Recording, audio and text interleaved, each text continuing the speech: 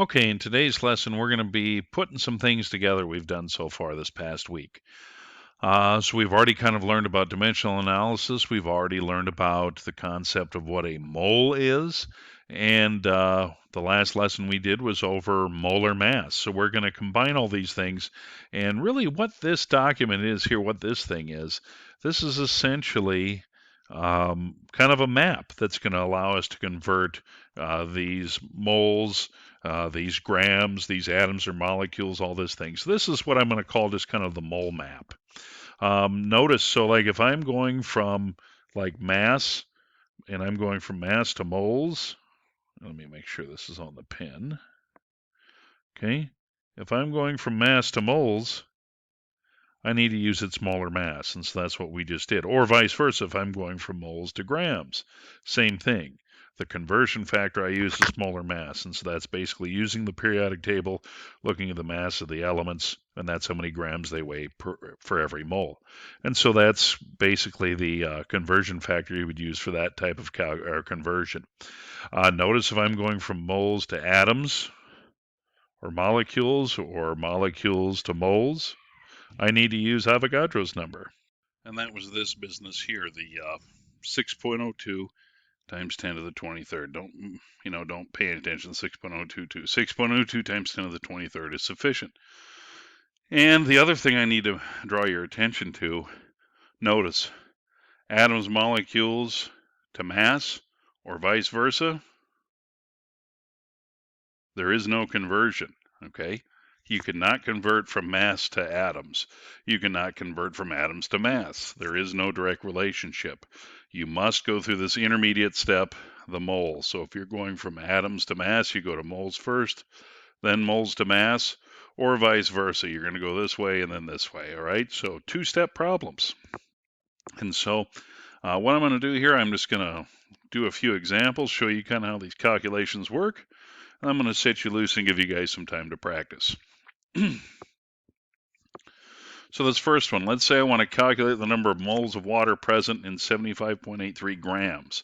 Okay, so if I look at this, I'm starting with a mass, I'm going to moles. So let's go back and look at our picture. So I'm starting with mass and I'm going to moles. I need to use its molar mass. How do I find out the molar mass? Periodic table, right? And so all I need to do is add together the molar masses of 2 hydrogen, 1 oxygen. So I'm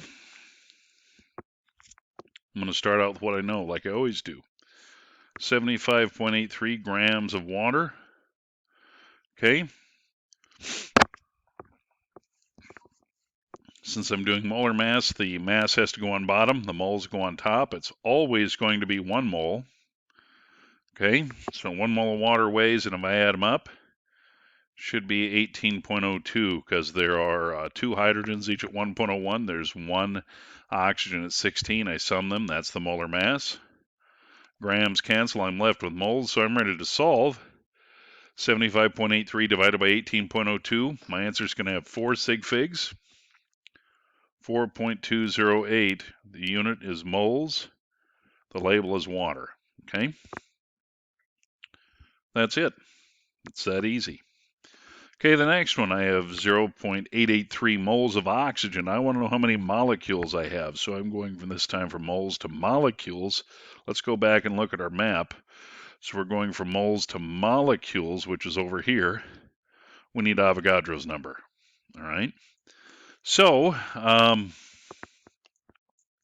for this one, believe it or not, it's irrelevant what the substance is because 1 mole is always that number. I don't care if it's sodium or potassium or oxygen, whatever.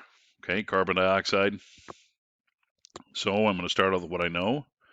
0.883 moles of oxygen.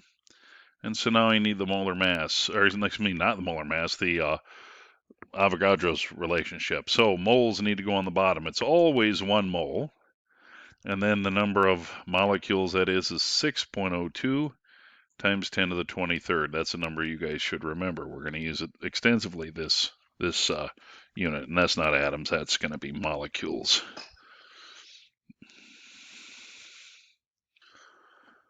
Okay, moles cancel. I'm ready to solve, so I just multiply 0.883 times 6.02 EE23.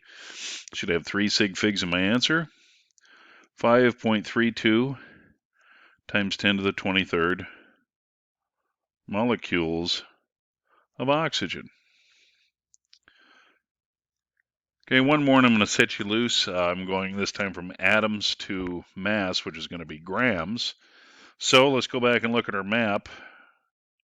So I'm starting here in atoms and I'm trying to go over here to mass. Notice no direct conversion, so I've got to go from atoms to moles using Avogadro's number, and then moles to mass using molar mass. So this is a two-step problem, not a big deal.